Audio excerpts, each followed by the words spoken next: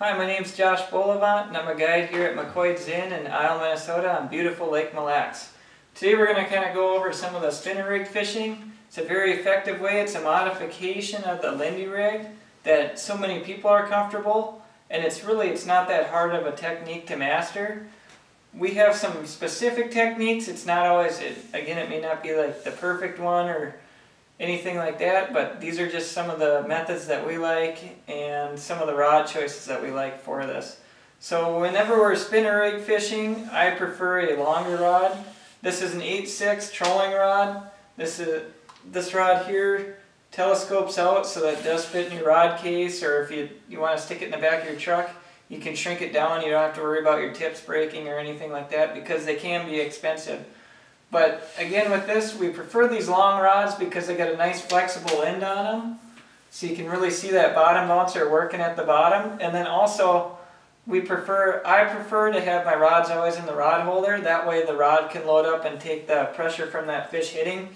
Because a lot of the times we have a tendency just to jolt it out as soon as we feel that fish hit on the bottom bouncers. And this way they can just kind of handle that, set the hook themselves, and then all you got to do is grab out that rod and start cranking on here. So I got my 8/6 rod. It's a technique specific rod. They make a ton of these nowadays. A lot of different companies, St. Croix, Quantum, Daiwa, a whole bunch of different rod companies out there, and they all vary in price from $50 up to the very high end of $200 for these rods. And it's just more or less what you can afford and be comfortable with. And then I always put it with a line counter. It's nice when I have multiple people in the boat. I can tell them, oh, we're going to sit out 40 feet, that way we don't get tangles on there. And that way you can always match what you're doing. So let's say I catch a fish and I had 50 feet out. Well, I can match that the next time, and that'll help improve more and more on catching more fish, catching larger fish, because you can really hone in and focus in on a certain area. And then also another thing that we do with it is I put on a fire line on here. This is 10-pound fire line. It's got no stretch in it, so again, it's letting that rod do all the work and load on there instead of having mono, which might have a little extra stretch and you might miss some fish on that. So got my line counter, got my extendable rod, my trolling rod now. The next thing I'm going to do is I'm going to always put on just a regular crankbait snap. These are just a regular, just snap. There's no swivel on them, just the snap. That way I can change it. Like let's say I want to go all of a sudden troll some crankbaits. I can take off my bottom bouncer or my 3-way rig, and then I got my crankbait snap right on there. I can use this rod also for trolling crankbaits. But like I said, right now we're just going to kind of cover the spinner rig fishing. So I've got, right here I got a 3 ounce. You can go all the way down to 1.5 ounces, whatever you're comfortable with, bottom bouncer. And then I've also got a 3-way rig. So I'll show you how to rig both of them. First, we'll cover the 3-way rig. Now a 3-way rig is exactly how it sounds. There's a 3-way swivel right here. These are super cheap, inexpensive. You can buy a nice pack of them for about $1.50 at any of your outdoor stores. And also the weights are really cheap. You can buy a 2 to 3 pack for $3. It's just a lead weight. They don't need to be colored. Again, I prefer the colored ones. I think it may attract some fish every once in a while, but not always on that. So what we're going to do is we're going to take the snap here. I'm just going to hook up, put one end of that swivel in there, and then I'm going to take like an 8-pound test, 10-pound test line, and it may vary where I'm seeing the fish. The average out here is going to be about 18 inches. So I'm going to take 18 inches of line off. I'm going to tie that right down to the swivel again. Just using your basic trilene knot, a polymer knot works good on it too.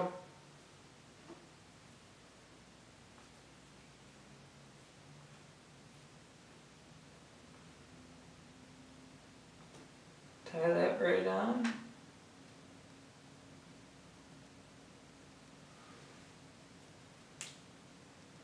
On there, and then I am going to take a snap swivel with the swivel on it, because that's going to allow some of the twist too to get out of it, because that weight's going to be dragging on the bottom.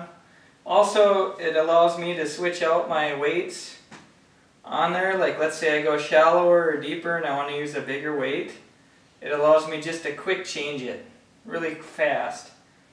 And then I can also take off those weights so I don't get tangled as well. Again, I'm just using the basic tri-lane knot.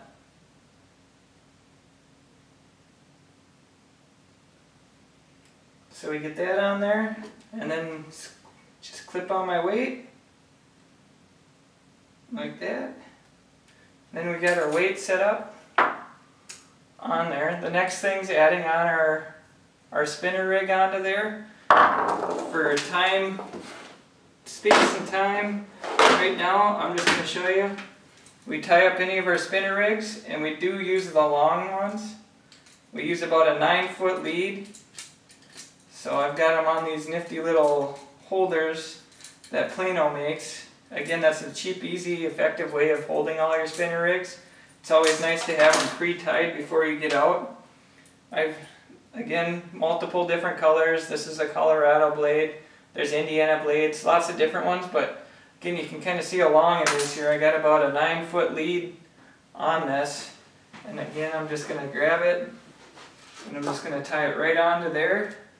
So then I've got my 3-way rig all the way tied up with my spinner, and that's how you tie up a 3-way rig if you're going to use spinners. And this is a good effective way if they're sitting up off the bottom a little bit more. I can adjust the weight for it. That way, like let's say they're 3 feet off the bottom, so I want to use a 4-foot lead because you're going to have to account for some of the speed that you're going to use, and this will put that spinner rig right in there. And there's also, I mean, you can go out and buy already pre-made spinner rigs, especially in the area. You can buy pre-made 9-foot snells, which are all ready to go and ready to use. But again, color choice all comes down to the user. It's basically a lot of the same colors, green and yellow. I kind of like the red, white, and blue. Purple's a good color. You always got gold, which is your good standby color. These are just a little bit oversized just to show you some of the colors. There's a fire tiger. And those are basically anything I can use. So let's say the 3-way is not working. Now I can clip on my bottom bouncer. The nice thing about using a heavier bottom bouncer is I can get away with it because I've got such a long lead. I prefer a heavier bottom bouncer over everything else because of people getting tangled. You can keep good bottom contact, which is very important. You want to keep your line as vertical as you can. So it's very important to use something a little bit heavier. But these are a little bit nicer. You just clip them right on. Again, then I'll grab my spinner rig right off of here that I already have pre-tied. And there's always a nice clip on most of these bottom bouncers that you buy right in the back. They're a little bit faster than having to tie right to the 3-way rig. Clip it on, and then you're ready to go on that. So again, it's just one of those 2 basic methods to pull spinner rigs out here. When we're out there, we're going to pull them, like depending on blade size, I'll pull them anywhere from 0.8 miles per hour all the way up to 3 miles per hour. And again, that depends on blade size. If I'm going to use a number 6 blade like this, I could pull this up to 3 miles per hour. If I'm going to use a number 2 blade, you're going to pull it obviously a little bit slower. That way it gets different vibrations. And again, it's just kind of changing things up, finding what the fish are like, and then mimicking that on all your other rods and perfecting that down to, oh, they like this purple over that purple for this day. And again, it changes from day to day. These are just some of our basic techniques that we use, some of our basic colors for that. So hopefully some of this works for you and you can get out and catch yourself one of your biggest walleyes of your life.